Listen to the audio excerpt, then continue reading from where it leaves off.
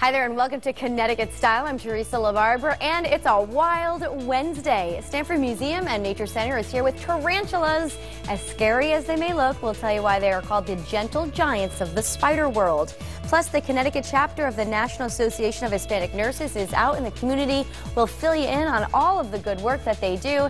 And I'm here in the kitchen with Chef Nadine Nelson. Welcome to Connecticut Style. It's the first time we're having you here, right? Thank you. This will be a lot of fun. We're having a cold soup. It's a Gazpacho. I say it wrong all the time. Gazpacho. There we go. And we're going to learn how to make it. And I guess this is a great time of the year to do this because there's so many fresh veggies. Yes, it's very seasonal. You can put lots of different vegetables or even fruit in it.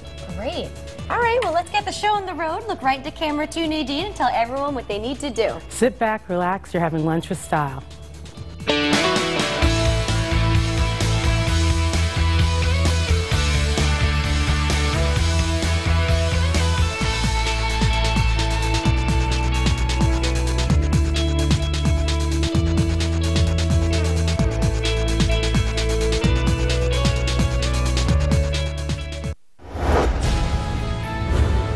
A car wreck can put you deep into debt. But imagine an experienced law firm whose main focus is to get you money. I'm Carter Mario. It's our job to protect you from the bills and get you the money you deserve. With our no-fee guarantee, you don't pay us anything unless we win your case. Imagine that. Get Carter. 1-800-900-6700. They've increased their bottom line by cutting jobs in this country and shipping them overseas. American workers can compete with the best if we have people in Washington who understand that and make sure we have a level playing field. It's why the Register Citizen endorsed Elizabeth Esty. Compassionate and ability for problem solving. Head and shoulders above the rest. We are committed to the middle class. All they need is a good partner in Washington, and that's what I want to be.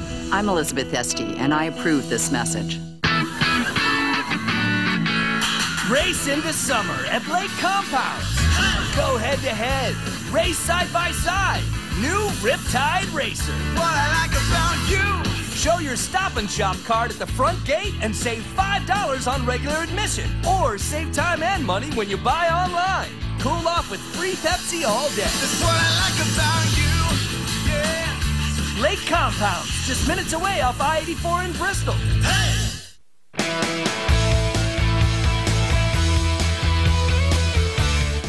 It is a wild Wednesday here on Connecticut Style, and today we're going to get up close and personal with what some consider an eight-legged beast. It's the tarantula.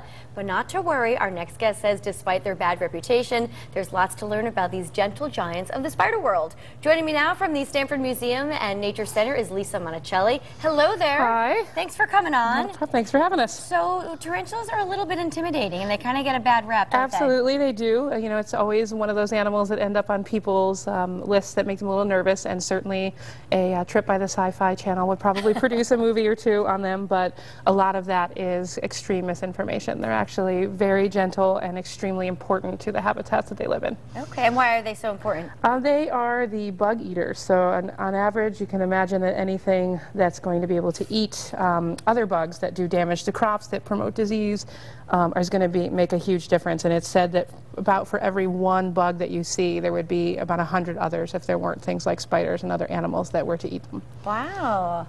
Can I touch him? Yeah, you can hold her if you want. This is Charlotte. She's one of our teaching animals at the Stanford Museum. She's a Chilean rose-haired tarantula, so from Chile.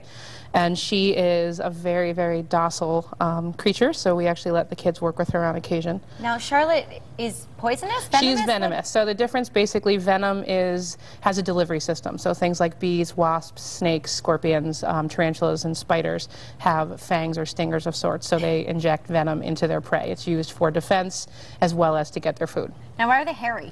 Hair is basically to help them to do a couple of things. They work kind of like spidey sense in a way, so they can help pick up vibrations. They can certainly help to hold in moisture for tarantulas that live like sort of a more drier area. Okay. and some of the tarantulas can actually shoot their hairs. So it's a defense mechanism. Where do we typically find tarantulas? They're not in Connecticut. Not in Connecticut, no. We have a couple of larger spiders, like wood spiders and wolf spiders, that people can see, and they can be a little hairy, so people get a little nervous. But tarantulas in the United States are going to be more along the Texas, New Mexico kind of area, and then of course in warmer areas. So they live all over the place. You can find them, you know, in Africa, South America, Central America, Australia, all over the world. We've got different species. Charlotte's not really moving too much. No, it's a little chilly in here. She likes me? This is, yeah, she's very good. She's used to being handled by people that maybe is their first time. It's also a little chilly in here, so that makes them a little slower. I see. Now, how did you get Charlotte? We actually adopted her from a tarantula breeder who had sold her as a pet, and somebody didn't want her anymore. So we adopted her for education. We've had her for about a year and a half, and we are guesstimating that she's like 3-ish or so. And how long do they typically live if for? she is a girl, we are guessing that she's a girl, because again, what we were told, it's not always something that you can tell until they get a little older. Females can actually live to be 20 or 30, and males are a little bit less longer, so 5 to 10 or so. If I put her down, will she walk around? I don't know. We'll see. All right there, Charlotte. She kind of blends in really well with those. She does. She matches. Yeah, tarantulas come. One of the things that's great about the exhibit is that they can see different spiders and tarantulas from all over the world, and they have such different colors. Our other guest that we brought today, we'll see. We can take a look at if we want. Now, are they friends? They've never met. Tarantulas are usually not particularly social unless it's that time of, you know, love. But sometimes the boys end up getting eaten by the girls, so the love time can sometimes be short. This is called a green bottle blue, which is actually one of the rarer species of tarantulas in the world. We'll see. She's also a little bit more skittish, so we'll see if she's going to let me pick her up. Okay. Does this one have a name? We were calling her Pookie. Actually, one of your staff decided that she Wow, did. Pookie's really colorful. So she's got lots of colors. I call her with the kids the Spider-Man tarantula, because she's got that beautiful blue and red. She's definitely a bit more active and a little bit faster than Charlotte. And these guys are native to Venezuela. But coming to the exhibit, you can see we've got 22 different species of tarantulas. Some of them are, you know, big. Some of them are small. Some of them are black and white. I mean, the color and the biodiversity is just amazing with these creatures. That's very pretty. Now, talk to me about some of the programs if you come to the center. Yeah, it's a great place if anybody hasn't visited. Usually we're known for our nature center and our working farm, but having the tarantula exhibit through the beginning of September is, so you're She's going right up your arm there. Yeah, let's have you do this way. We have a lot of programs that go along with us. Our most popular actually is on Tuesdays at 4 o'clock. They can come and see the spiders get their snacks. Oh, so what do they eat? They eat mostly crickets in the wild. They'll eat everything from different types of invertebrates to other spiders and tarantulas to birds and such. No gazpacho for them unless you want to add some bugs to it, but other than that, that's their primary. They're not very good vegetarians. And it's kind of neat because the kids can watch them work to be able to catch the tarantulas and as they eat. And I'm not sure that you'd want to invite tarantulas over for dinner. They do have an interesting method of eating. Their venom basically takes the cricket or whatever they're eating and turns it into a milkshake, and basically they get to almost slurp their dinner, which is kind of very cool. So we're really not going to see these in Connecticut, but if you do see them somewhere, you want to stay clear in the wild? Yeah, I mean, tarantulas, again, you know, they get a reputation of being fearsome, and for the most part, if they were to be confronted by a predator, whether it be human or something else, are going to try to run. This one, having the bright colors, you know, is a warning coloration, always helps to kind of keep predators away. But there's very few that are actually going to try to go after you. So most of them are going to want to hide, and depending on whether they are a burrowing tarantula living on the ground or a arboreal tarantula living in the trees, then their methods are going to be a little bit different. But what's the reaction when the kids get to take these out and play with them? They love them. You know, I'm a big fan. I always like tell people of the underdog. So I love the animals that are kind of the slimy and scaly that people always think are icky and are maybe not be important. So I think a big part of my job is to be sort of the spokesperson for those guys. And so having the kids come up and teach their parents about how cool they are and how important spiders and tarantulas are to their habitat is just amazing. You know, it's great to be able to instill that in the next generation and get them to be Interested, right? helping to protect. Yeah, because this is the reason that this tarantula is very rare is actually due to habitat loss, and that's unfortunately due to things that people do that make life difficult for some of the animals in different habitats. Now I know that if we come down to Stanford, there's a lot of trails, acres and acres. Yeah, we have a great. outdoor I said we activities. have great trails. We have a Wheels in the Woods universally accessible trail. We've got a working farm with everything from free-range fowl to goats, oxen, horses. We have a nature center, and we also have you know, obviously revolving exhibits. This is the first that we've ever done on tarantulas or such, and we also have astronomy programs as well. So we can come Friday nights and take a look at our telescope, and we have a small planetarium for groups as well. How great! A fun way to spend the summer, and even learn something while you go down there, Absolutely, right? and it's a great place for families because there's so many different things to do. So if you're one of those families that has, you know, a bunch of kids that have different things that they like to do, and it's hard to please everybody, we're a really great place to be able to do that. Charlotte really has made herself at home here. She's just chilling. All right, well, Lisa, thank you so much for coming and bringing the friends here with you. And for more information on tarantulas alive and up close, the exhibit, it's happening now through September 3rd at the Stanford Museum and Nature Center. Go to WTNH.com, click on Style, you'll find all the info there. All right, we're going to go back in the kitchen. We'll see these guys later. Up next, we're going to make Gazpacho when Connecticut Style returns. Don't go anywhere.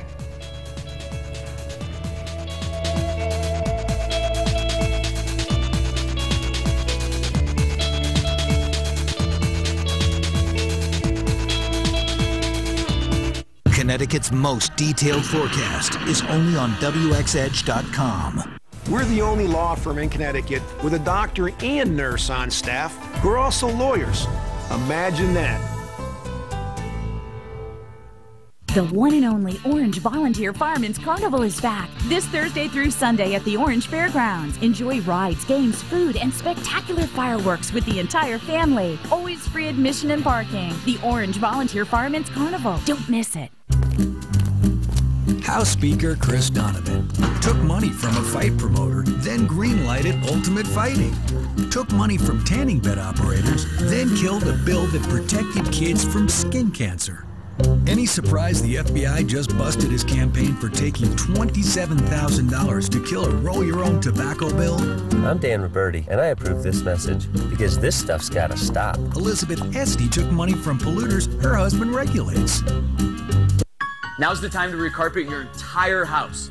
It's Empire's whole house sale. Buy 2 rooms of carpet and get the rest of your rooms free. We're talking whole house.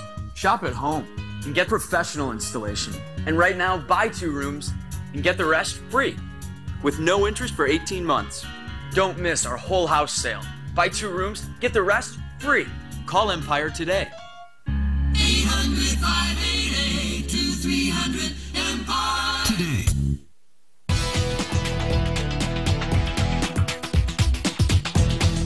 Gazpacho, did I say it right? Yes. Okay, it's the quintessential cold soup for a perfect hot summer day. Nadine Nelson is a cooking instructor, chef, and writer, and is here to share her recipe. Welcome to the show. It's great to have you here. Thank you. Thanks for sharing this perfect summer recipe with us. Good, I'm happy to be here. All right, so how do we get going? All right, gazpacho, he says traditional Spanish recipe. Okay. It came from Spain, where the original recipe was old bread, olive oil, and water. And so obviously the traditional recipe that we know today is like made with tomatoes. And so the base is tomato soup or tomato juice. And then the other components to a classic gazpacho are usually tomatoes. We have some nice heirloom tomatoes that I bought at the farmer's market. They're yellow. We have some nice orange, red pepper, and we have some cucumber. So today we're going to do a base of just basic gazpacho, and then I set up kind of like a little bar right here. Oh, how fun. So you could kind of design your own and put in what you want and what you don't want. Exactly. I like that idea. Yeah, gazpacho is really versatile because, you know, you can do different flavor components, and you can do like a Caribbean gazpacho and put like mango and put curry in there, or you can do Greek gazpacho and put mint and dill and feta if you want to. All right, so here is cucumber. Right here. Would you say that's about 2 cups or just a chopped up cucumber? It's like 1 whole cucumber. And we have the recipe for you. And gazpacho is really good that you can improvise. And so it's basically based on your taste. You know, we have no salt or pepper or anything in here. So just the basic vegetables, and then we'll season it afterwards. Okay. This is orange pepper. If you have red pepper, you can use red pepper or yellow. Okay. And then this is yellow cherry tomatoes. All right, so that's the basic. And obviously this is very healthy. There's probably no fat in that at all. No, there's no fat in there at all. I'm going to put a little lemon juice, about a quarter cup of vinegar, red wine vinegar, and then a quarter cup of olive oil. And if you want to make it no fat altogether, you don't have to put any olive oil whatsoever. The nicer the olive oil, the better it tastes, though. Oh, that's totally true. We get a little fat in there, right? Yeah, exactly, since it's all vegetables, all right? So one of the things I like about my gazpacho is, like, I put different herbs inside there. So I thought I would show people how to chiffonade some basil. And basil, if you want to make it in little strips like this. What's the term again, Nadine? Chiffonade. Okay. All right, so Fancy. it's a nice, yeah, French term, French term. So you line up whatever you want to cut. The basil, you put them together, basil leaves, you roll them up, and then you cut thinly. Oh, and that's perfect. All right. Also in gazpacho, there's onions, and so we're just going to slice an onion. If you cut down. You're not going to cry, are you? No, and you cut across. The smaller you cut, the easier it is, but it makes cutting onions really fast, and it makes you not cry. Wow, that's a handy tip. Yep. All right, so there's onions, and then also for your cucumber, if you want to seed your cucumber very easily, we leave the skin on because they're organic cucumbers, so there's no wax on them. And just use a spoon and take out the seeds. That makes it very easy for you. Oh, and then you can just chop it up that way. Exactly. All right, so I'm going to pour some gazpacho, put some salt and pepper. Okay.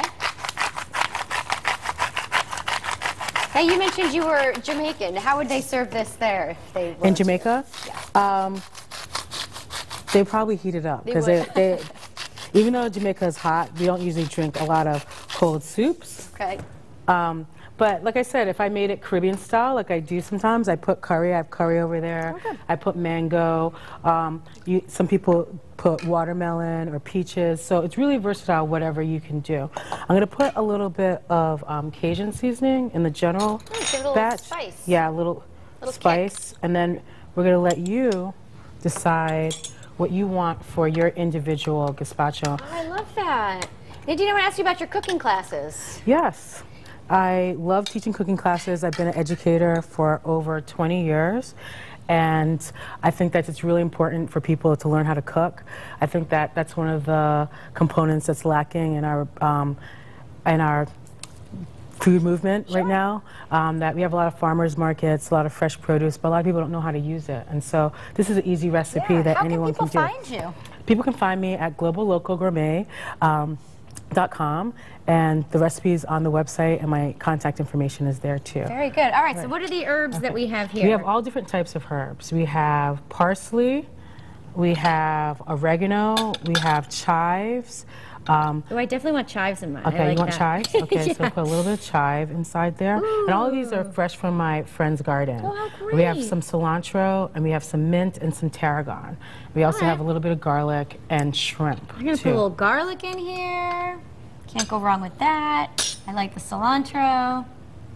And what do you do with the shrimpies? The shrimp you can just add inside there. So this recipe calls for a seafood gazpacho. Oh. So a little shrimp, or you can put crab, or now lobsters in season from Maine. So that's a little bit of curry. Should I try yeah. that? Yeah, if you want a little curry, just a little bit. It goes a long way. All Yep, right. and then there's a little actually curry salt that I made. So great. We'll there's try not that too too. much salt in there.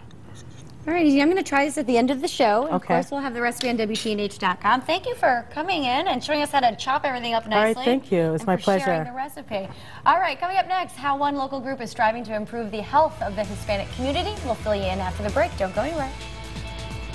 Oh, looks a little...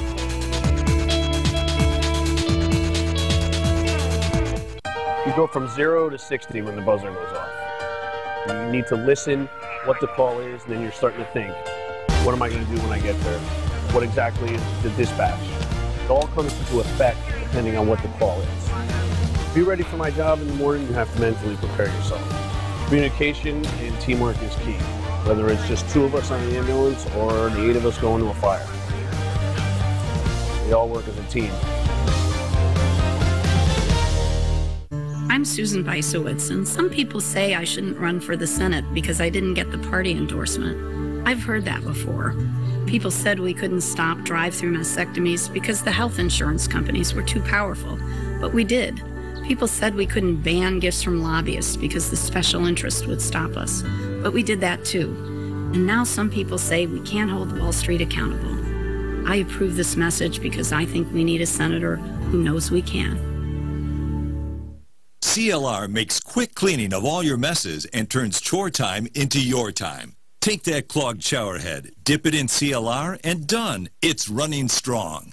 Swish CLR in your coffee pot to get rid of hard water deposits, and it looks like new. CLR dissolves white crusty calcium and lime buildup on your humidifier filter fast. CLR is safe for the environment, too. Turn chore day into your day with CLR. Find all our products at these fine stores.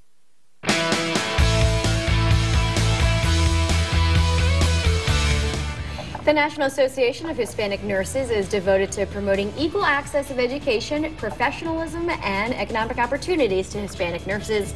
Joining me now is registered nurse Maria Kroll, who's also the president of the Connecticut chapter. Welcome to the show. Thank you. Tell me a little bit about the association and what you provide.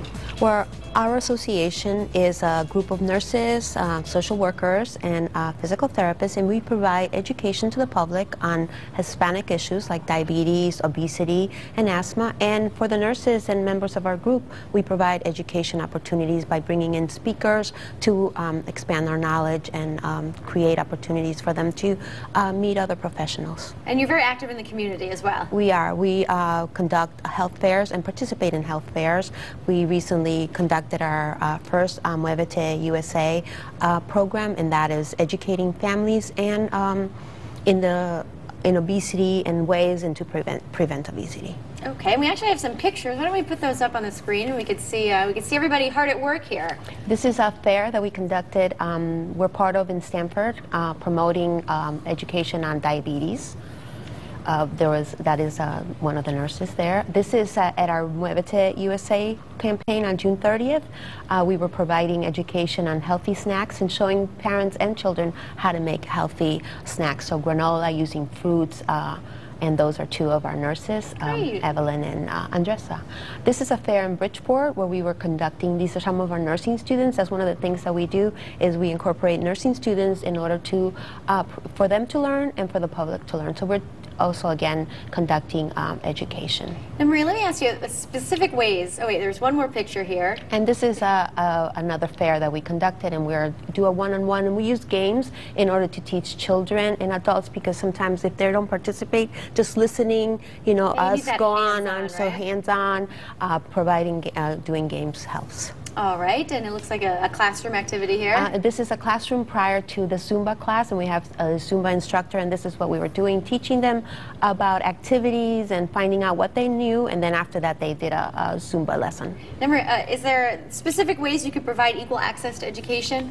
Well, the National Association is very involved in making sure that members and promoting Hispanic nurses who are not members, working with colleges in order to make it available to them, make it easy access for them to start nursing and also for them to continue their education. So they work with schools throughout the nation. So the Connecticut chapter is also taking part in a nationwide event. Yes, so we are part of the nationwide Muévete USA, which was modeled after Lady Obama campaign. Coca-Cola gave us a grant, and we're one of the 15 chapters who is taking part of this. So we hope to continue throughout the next few years doing programs in the community to teach people on better living. Sure, there's such a benefit for the programs that you put on for the general public. Oh, definitely.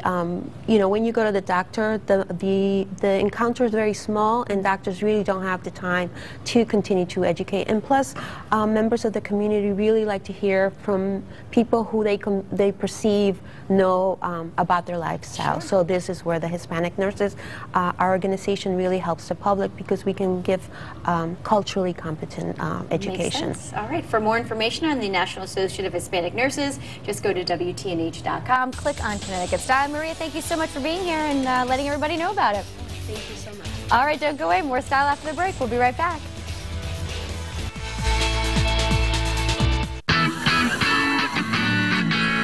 Race into summer at Lake Compound. Go head to head. Race side by side. New Riptide Racer. What I like about you.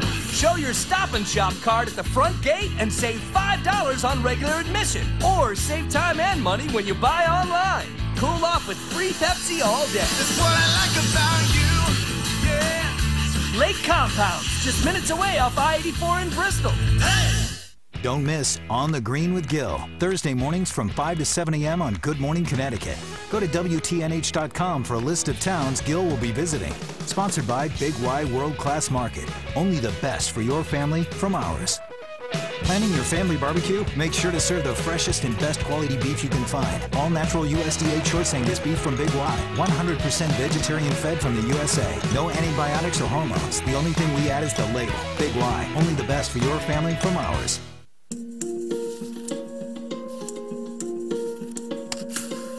Every day, thousands of people suffer from neck injuries due to car accidents. Just last week, it happened to you. Your neck hurts, and it's affecting every part of your life. Take it seriously. Get the help you need right now. Get Carter and get the no-fee guarantee. 1-800-900-6700.